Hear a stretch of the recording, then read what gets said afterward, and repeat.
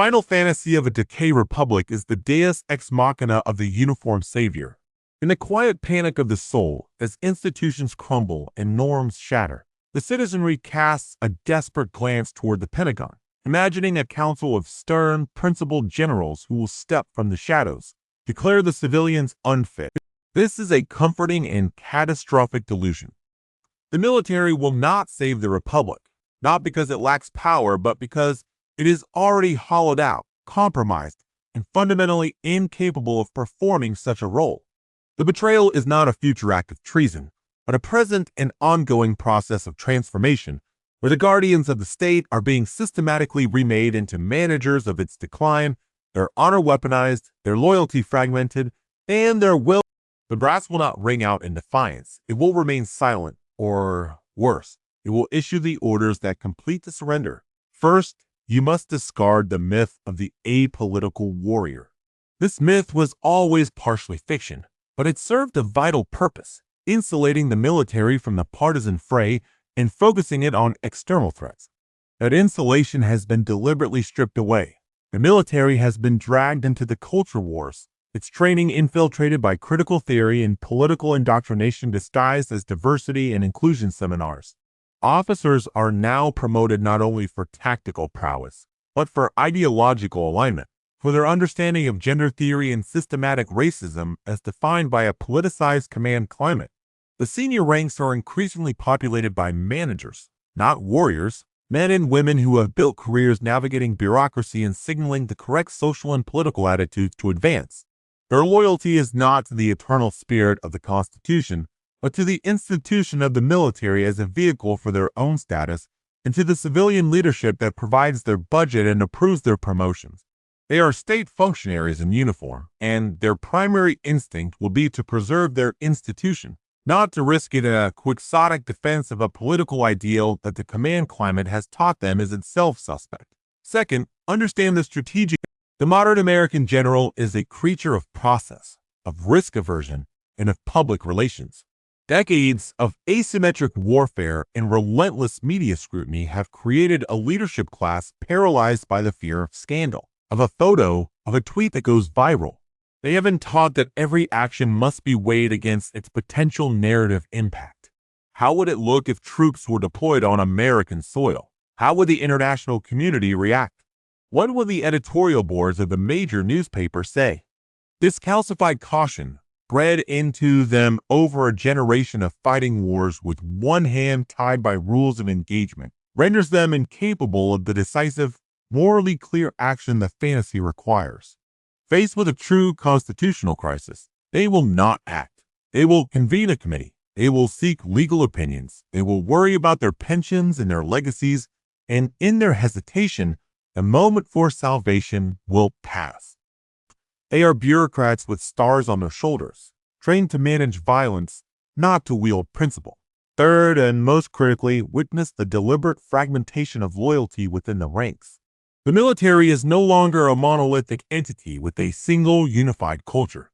It is a reflection of the nation's divisions, actively encouraged by policies that prioritize identity over unity.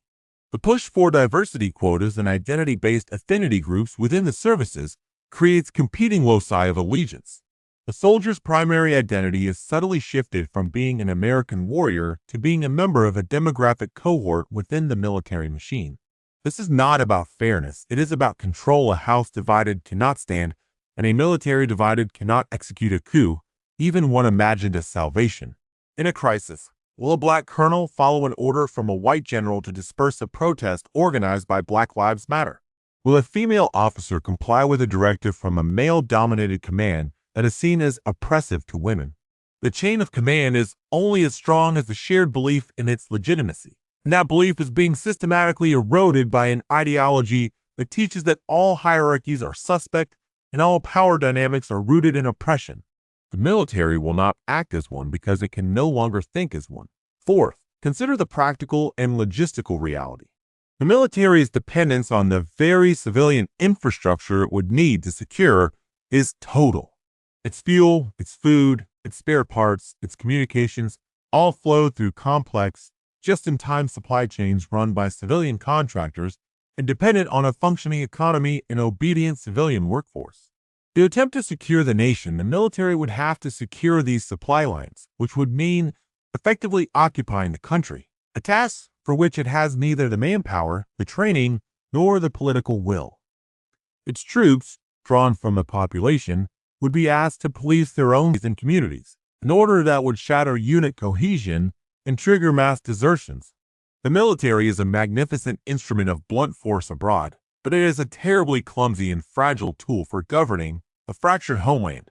The generals know this in their bones, and their professional judgment would be to avoid such a catastrophic mission at all costs, even if it meant allowing the civilian government to collapse. Fifth, confront the moral and legal trap in which the officer corps is.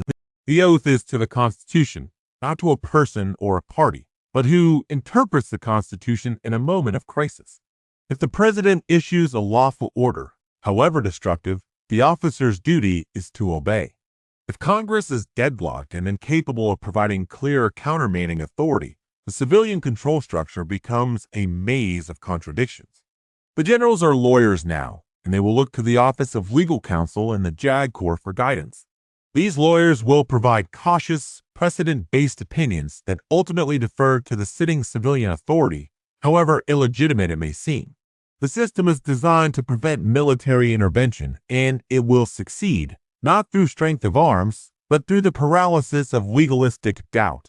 The betrayal will be clad in the respectable robes of lawful order and proper procedure. Finally, you must see the ultimate objective of those engineering this betrayal.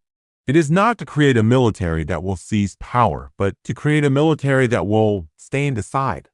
A politicized, fragmented, and legally cautious military is the perfect guarantor for a managerial authoritarian transition. When the time comes for a radical reset, for the imposition of digital currencies, for the suspension of elections, for the final consolidation of power, the generals will not ride in to stop it. They will be in their offices, writing memos, expressing private concerns, but ultimately they will follow the orders of the civilian leadership that controls their budgets and their careers. They will order their troops to guard distribution centers for the new rationing system. They will deploy soldiers to quell unrest triggered by the economic collapse they were ordered not to prevent. They will become the enforcement arm of the very destruction they were mythologized to avert. Their honor will be used to legitimize the illegitimate, their uniforms providing a patina of discipline and neutrality to raw exercises of power. The Republic will not be saved by a stroke of a general's pen because the generals have been conditioned to see the Republic as the. They have been taught that its history is shameful, its founding principles are suspect, and its current chaos is the fruit of its original sins. Their conception of patriotism has been subtly shifted from defending a set of ideals to protecting a population from itself, a mission that aligns perfectly with authoritarian control. When the crisis arrives, they will not see a republic worth saving. They will see a failed state in need of management. Their betrayal is already complete, woven into the fabric of their education, their promotion systems, and their very understanding of their role. The last sight will not be of tanks rolling to restore the Constitution, but of a senior officer, his chest heavy with medals earned in foreign deserts, standing at a podium to calmly explain why, for the safety and security of the nation, certain temporary measures are necessary. The silence from the Pentagon will be the loudest sound in the collapse, the final confirmation that no one is coming to save you, because the very concept of salvation has been erased from their operation.